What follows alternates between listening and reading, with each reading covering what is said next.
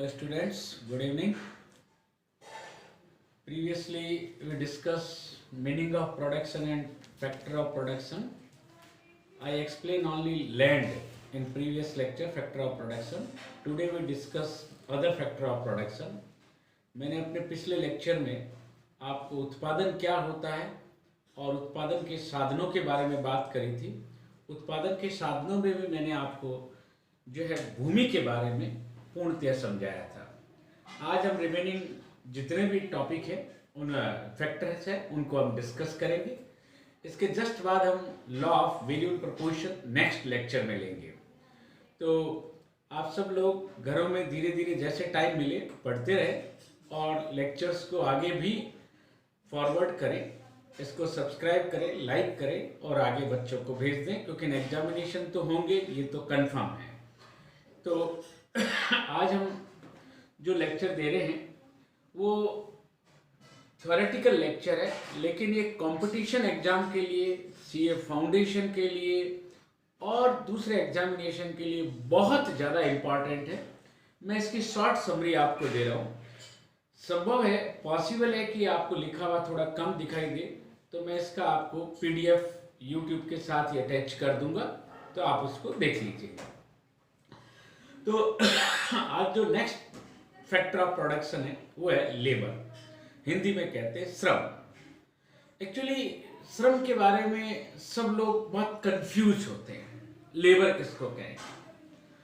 Accountancy की term में तो लेबर का जो है अलग मीनिंग हो सकता है, लेकिन हमारे इकोनॉमिक्स में हर वो व्यक्ति लेबर है जो कि अपने कार्य के बदले प्रतिफल की आशा रखता है. अर्थशास्त्र में there is no difference between white collar और ब्लू कॉलर. चाहे वो शारीरिक श्रम करता है चाहे दिमागी श्रम करता है, अर्थशास्त्र के दृष्टिकोण में वो श्रमिक होगा यदि वो अपने कार्य के बदले कुछ रिवार्ड की आशा रखता है, प्रतिफल की. लेबर मीन्स मेंटल और physical exertion directed to produce goods and services. जो वस्तुओं और सेवाओं को उत्पादित करने के लिए किया जाए वो हर कार्य लेबर का पार्ट है. शॉर्ट एंड स्वीट जो मीनिंग है इसका, motive of some economic reward. कुछ ना कुछ आर्थिक लाभ के लिए, आर्थिक प्रतिफल के लिए जो कार्य किया जाता है वो हर व्यक्ति श्रम कहलाता है. श्रम को क्या मिलती है? मजदूरी. लेबर को क्या मिलती है? वेजेस. अगेन मैं आपको क्लियर कर दूं, अकाउंटेंसी के अंदर वेजेस और सैलरी में डिफरेंस है, लेकिन अर्थशास्त्र में नहीं है. अकाउंटिंग टर्म में अलग हो सकता है, लेकिन हमारे इकोनॉमिक्स में there is no difference between wages and salary. Okay, हमारे यहाँ पे तो वेजेज ही है. वेजेस मतलब हर वो व्यक्ति जो कि कोई भी कार्य करता है, चाहे वो डॉक्टर है, चाहे इंजीनियर है, चाहे श्रमिक है, चाहे दिहाड़ी मजदूर है, कुछ भी है, वो अपने कार्य के बदले प्रतिफल की आशा कर रहा है, इसलिए वो क्या है? श्रमिक है. और श्रमिक को क्या मिलती है? मजदूरी मिलती है. आप सब लोग एक डायलॉग सुनते होंगे, मोदी जी जब भी स्क्रीन पे आते हैं तो मैं तो देश का सेवक हूं. क्योंकि हमारे यहाँ पे इकोनॉमिक्स में हर व्यक्ति सेवक है, क्योंकि हम वो देश के लिए कार्य कर रहे हैं. हर व्यक्ति जो कि चाहे मेंटल वर्क करो चाहे फिजिकल, अगर उसके बदले रिवार्ड ले रहा है, सैलरी ले रहा है, कुछ भी रिवार्ड अर्थ में लाभ ले रहा है, तो हर व्यक्ति हमारे इकोनॉमिक सेंस के अंदर श्रमिक कहलाता है. हमेशा ध्यान रखिएगा. तो श्रम की कुछ विशेषताएं होती है. ओके, ये श्रम जो होता है, लेबर जो होता है, ये ह्यूमन एफर्ट से रिलेटेड होता है. ये प्राइमरी फैक्टर ऑफ प्रोडक्शन है. ऑलवेज रिमेंबर, दो factor primary factor of production होते हैं, एक लैंड और दूसरा लेबर. तो ये प्राइमरी फैक्टर ऑफ प्रोडक्शन होता है. फिर लेबर इज हाईली पेरिशेबल. ये नाशवान है, आप इसको स्टोर नहीं कर सकते हैं. लाइक जैसे देखिए, लॉकडाउन में आपने पिछले 30 दिन खराब कर दिए. ओके, तो वो 30 दिन चले गए. जिंदगी के वो 30 दिन आपको वापस नहीं मिल सकते. बहुत अच्छा गाना आपने सुना होगा, कोई लौटा दे मेरे बीते हुए दिन, कोई लौटा दे मेरे बचपन के दिन, नहीं लौटा सकता। आपने जो दिन खत्म कर दिया वो खत्म हो गया। दैट्स वाई वी से लेबर इज ए पेरिसेबल, ये नाशवान है, आप इसको स्टोर नहीं कर सकते। नेक्स्ट इज लेबर जो है, labour power differ from labourer to labourer.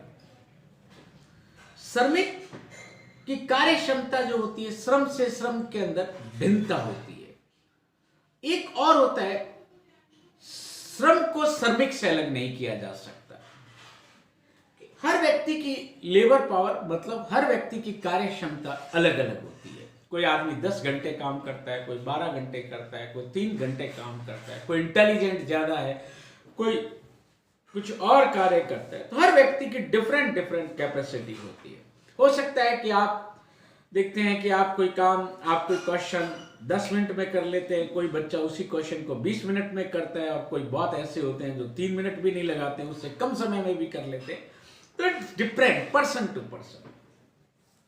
All labour is not productive, सारा श्रम उत्पाद के नहीं होता। हमने प्रयास किया होगा उत्पादन के लिए, लेकिन उससे उत्पाद की हो ये जरूरी नहीं है। तो all labour is not productive. फिर लेबर है वीक बार्गेनिंग पावर, श्रम की हमेशा कमजोर, बार्गेनिंग कहते हैं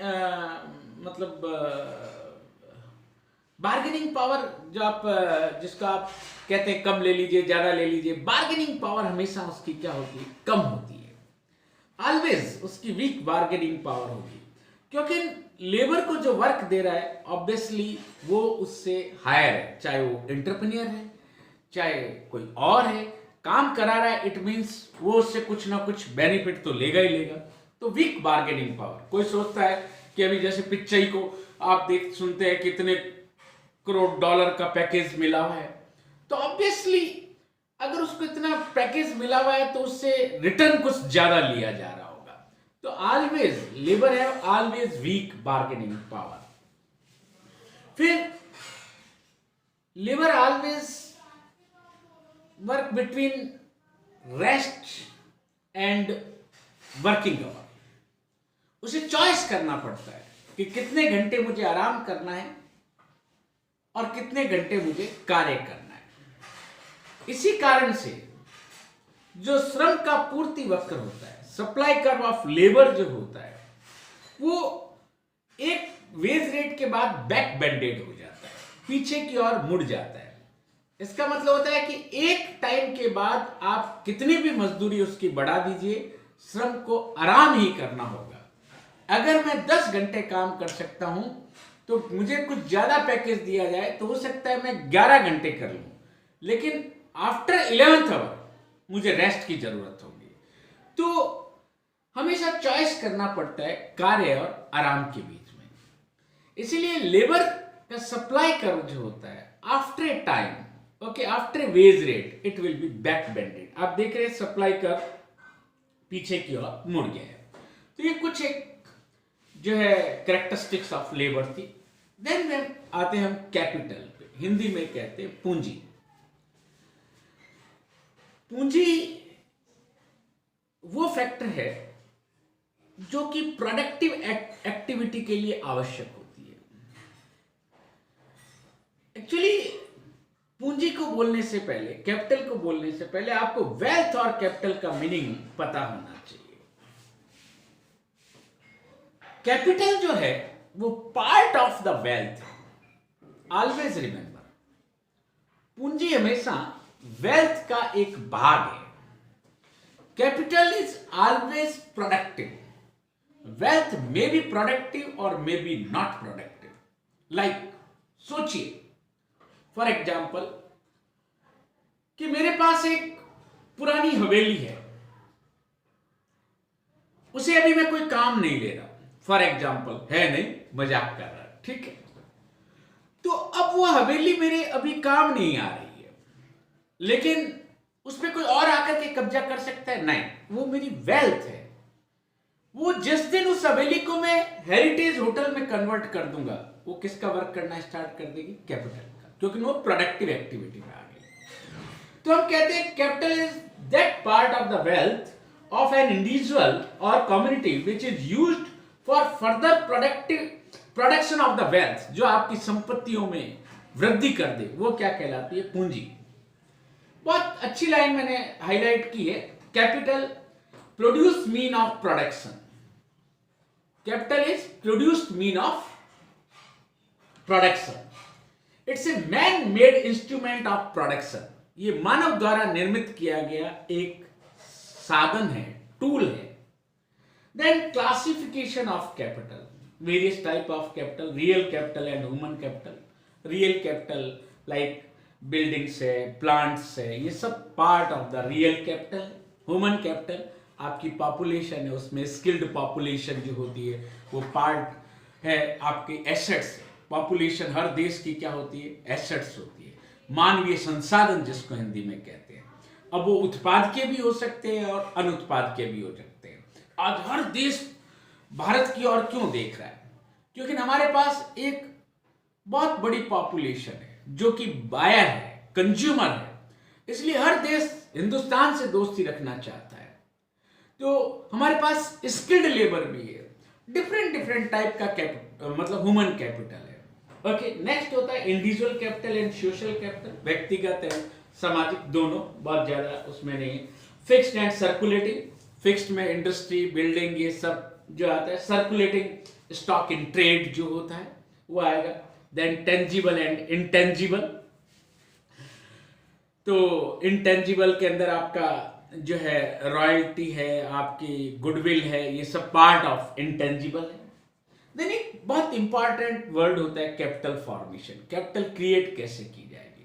तो सबसे पहले होता है सेविंग। ओके, देन सेविंग का जो हम कहते हैं मोबिलाइजेशन। मोबिलाइजेशन कौन करती है? बैंक्स करते हैं। मैं कैपिटल फॉर्मेशन किसी और टॉपिक में बहुत डिटेल में एक्सप्लेन करूंगा जब टाइम होएगा। अभी मैं स्लाइड बोल के छोड़ दे रहा हूं। तो बैंक, हम ये मान के चलते हैं सेविंग किस में जाती है? बैंक। सेविंग करते हैं, सेविंग किस में जाएगी? बैंक्स। बैंक एक ब्रिज का काम करते हैं, मोबिलाइजेशन फॉर द सेविंग्स। जो आपकी बचत है उसको मूवमेंट कैसे करेंगे, किस तरीके से? हम हर व्यक्ति तो एक दूसरे पे विश्वास नहीं कर सकता ना, तो हम बैंक में पैसा जमा कराते हैं, बैंक उसे आगे लोन पे देते हैं। बड़ा प्रोसीजर है, कभी बोले तो मोबिलाइजेशन ऑफ सेविंग जितना फास्ट होगा, जितनी बैंक खुलेगी। आप देख रहे हैं मैक्सिमम जनधन अकाउंट, वो अकाउंट, फलाना अकाउंट, ये सब किस लिए किया जा रहा है? क्योंकि जो घरों में पैसा पड़ा वो बैंक में आए तो उसे आगे प्रोडक्टिव एक्टिविटी में काम लिया जा सके।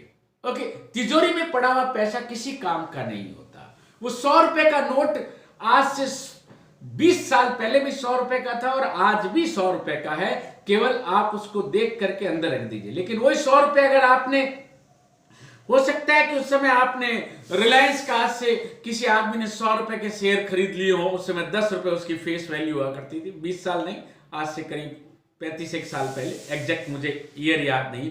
तो पता नहीं वो कितने टाइम इंक्रीज हो गया होता। गुरु भाई फिल्म देख लेना, आपको आइडिया लग जाएगी। ओके, तो मोबिलाइजेशन मस्ट है। देन इन्वेस्टमेंट, बैंक उसको आगे इन्वेस्ट करता है। तो ये कैपिटल फॉर्मेशन एक बड़ा प्रोसीजर है, कभी आपको बहुत डिटेल में बोल के बताएंगे। देन आता है एंटरप्रेन्योर, साहसी। ओके, ये हमारे पास लैंड भी है, लेबर भी है, कैपिटल भी है, लेकिन इसे यूटिलाइज करने वाला चाहिए। इसके लिए स्किल होना जरूरी है। सबके पास है, दिमाग सबके पास है, लेकिन उसको यूटिलाइज कौन करता है? आपके दिमाग को। किसी के पास लैंड पड़ी है लेकिन फैक्ट्री लगाने की हिम्मत नहीं कर पा रहा है, लेबर है, कैपिटल है, सब कुछ है। किसी व्यक्ति के पास धन है लेकिन वो बैंक में जाकर के क्या कहता है, भैया मुझे तो इंटरेस्ट कितना मिल जाएगा उतना दे दे। दैट मींस इन तीनों फैक्टर को प्रॉपर यूटिलाइजेशन जो ले, वो होता है एंटरप्रेन्योर, साहसी। साहसी वो व्यक्ति होता है जो कि रिस्क बियरिंग पर्सन होता है, इनोवेटर होता है, इनोवेशन को अप्लाई करता है। आविष्कार तो किसी ने किया, साइंटिस्ट आविष्कार करते हैं, लेकिन वो बेचते किसको हैं? किसी मल्टीनेशनल्स को, किसी कंपनी को, क्योंकि वो खुद फैक्ट्री नहीं लगा सकते। अभी वायरस बन जाएगा कोरोना का, तो साइंटिस्ट रिसर्च करके कंपनी को दे देंगे। ओके, जो वैक्सीन बनाया हमने, कोरोना का वैक्सीन बनाया, किसी ने वायरस बनाया होगा, कुछ समथिंग जो सुनते हैं, हर आदमी उसके अंदर क्या है, किसी ना किसी ने तो इनिशिएटिव स्टेप उठाया होगा ना, वो होता है इनोवेटर। अभी आप देखेंगे कोई ना कोई कोरोना का वैक्सीन लेके आएंगे तो ऑब्वियसली क्या होगा कि जो साइंटिस्ट होगा, जो देश बनाएगा, वो आगे उसको किसी कंपनी को सेल आउट करेगा, वो उसको वैक्सीन को मार्केट में बेचेगा। तो साइंटिस्ट ने क्या किया, साइंटिस्ट एक वर्कर है, इनोवेटर है। उस इनोवेशन को अप्लाई कौन करता है, एंटरप्रेन्योर करता है, साहसी करता है। वो रिस्क बियरिंग पर्सन है, एक रिस्क बियरिंग पर्सन, कारण कि वो हिम्मत करता है कि या तो लाभ होगा या हानि होगी, दोनों में से कुछ एक होगा। तो जो साहस करता है वो साहसी कहलाता है। वही व्यक्ति इन तीनों फैक्टर को काम में लेता है, इनका प्रॉपर यूटिलाइजेशन करता है। अगर उसने प्रॉपर यूटिलाइजेशन कर लिया है तो ऑब्वियसली प्रॉफिट होगा, नहीं तो may be possible loss, risk है। तो मैंने कुछ पॉइंट्स लिखे हैं। ओके, तो ये कोऑर्डिनेशन करता है फैक्टर्स के अंदर, फिर रिस्क बियरिंग और अनसर्टेनिटीज। देखिए अनसर्टेनिटीज क्या है, अनिश्चितता है जिसको कहते हैं। इस दुनिया में हर समय हम अनिश्चितताओं से घिरे होते हैं, कभी भी हम निश्चित जिंदगी नहीं जी सकते। क्या आपने और मैंने सोचा था कि हमें इतने दिनों घरों में लॉकडाउन में रहना पड़ेगा? ओके, क्या वो दुकानदार जिसकी दुकान बंद है उसने सोचा था कि कल से मैं दुकान नहीं खोल पाऊंगा? तो there are different type of uncertainties, भिन्न भिन्न प्रकार की अनिश्चितताएं होती है। उस जोखिम को कौन उठाता है, एंटरप्रेन्योर उठाता है। इंटरनेशनल पॉलिसी चेंज हो जाएगी, हो सकता है उसे लॉस हो जाए। ओके, फैक्ट्रीज बंद है, उन्हें लॉस हो रहा है। अनसर्टेनिटीज, किसी ने नहीं सोचा था ऐसा हो जाएगा। ओके, भूकंप आ गया, तूफान आ गया, फैक्ट्री खत्म होगी, uncertainties. We always surrounded by different type of uncertainties. और इन अनसर्टेनिटीज को जो कैश करता है वो कौन होता है, साहसी होता है। देन अकॉर्डिंग टू कंप्यूटर, बहुत जरूरी है, entrepreneur is the introduce innovations. साहसी वो है जो कि भिन्न भिन्न प्रकार के आविष्कारों को आपके सामने प्रस्तुत करता है, उनको काम में लेता है। मे बी पॉसिबल प्रॉफिट और मे बी पॉसिबल रिस्क। तो मैंने बहुत ही शॉर्ट में आपको फैक्टर ऑफ प्रोडक्शंस डिस्कस किए हैं। ये कंपटीशन में बहुत काम आने वाले हैं, सीए फाउंडेशन में बहुत काम में आता है। आप कोई भी कंपटीशन देंगे उसमें बहुत ज़्यादा ये चैप्टर काम में आता है। ये बेसिक होता है प्रोडक्शन का, तो इन्हें आप बहुत ध्यान से देखिएगा। नेक्स्ट टॉपिक हम लेंगे law of variable proportion and important कुछ आपको टॉपिक लेंगे। तो आप बेटा इसको आगे फॉरवर्ड करिए, लाइक करिए, सब्सक्राइब करिए। जितना मैक्सिमम लोगों को आप आगे इसको दे सके वो उतना बेनिफिट ले पाएंगे, उनको भी बेनिफिट होगा, क्योंकि पेपर कभी भी होंगे तो उसका बेनिफिट मिले और आगे भी आपकी एसेट्स रहेगी। कोई भी कंपटीशन के लिए पढ़ेंगे तो आपका रिकॉल हो जाएगी मेमोरी। Okay, thank you.